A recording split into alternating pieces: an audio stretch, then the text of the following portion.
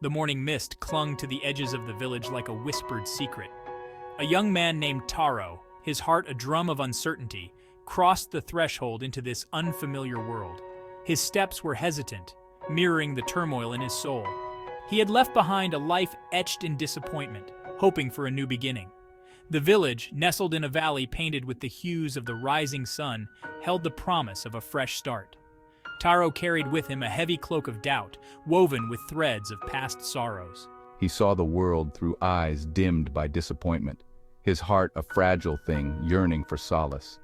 Every gust of wind seemed to whisper tales of his failures, every shadow a reminder of his fears.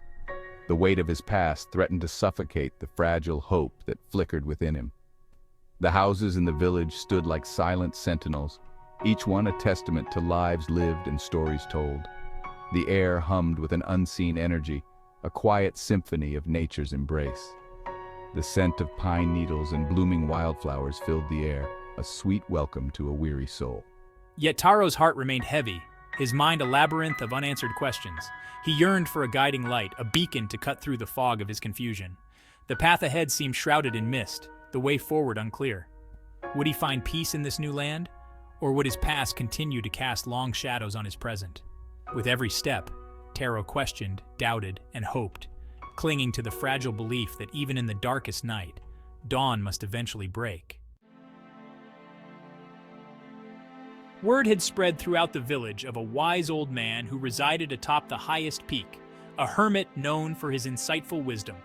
They called him the Master of Mirrors and Reflections, for his teachings had a way of revealing the hidden truths within oneself. Driven by a desperate need for guidance, Taro decided to seek out this enigmatic figure. The ascent was arduous, the path steep and winding. The higher Taro climbed, the more the village below seemed to shrink, transforming into a miniature painting of thatched roofs and winding paths. The air grew thinner, cooler, carrying the scent of pine and earth. As he climbed, Taro felt a strange sense of lightness. It was as if with every step, he was shedding a layer of the burden he had been carrying for so long. The sun reached its zenith as Taro stumbled upon a clearing bathed in ethereal light. In the center, beneath the shade of a towering oak, sat the Master of Mirrors and Reflections.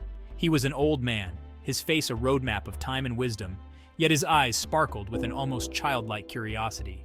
He greeted Taro with a gentle smile, his presence radiating an aura of tranquility that instantly calmed the young man's troubled heart.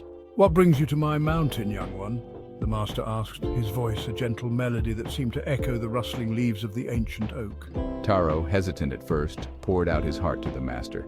He spoke of his past regrets, his fears, his desperate search for peace and a sense of purpose.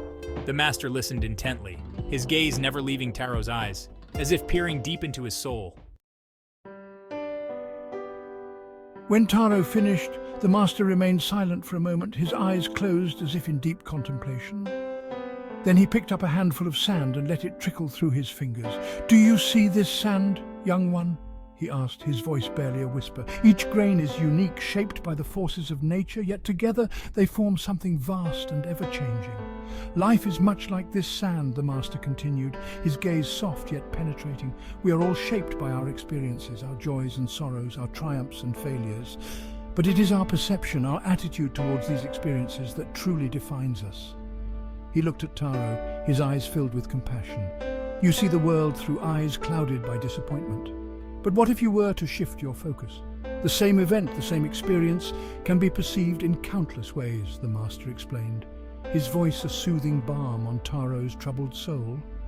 "A storm can be seen as a destructive force, or it can be seen as a source of life-giving rain.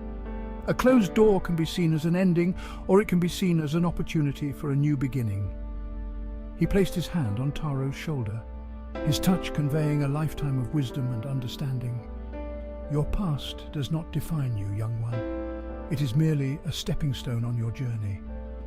The power to shape your reality lies within you, in your ability to choose how you perceive the world around you."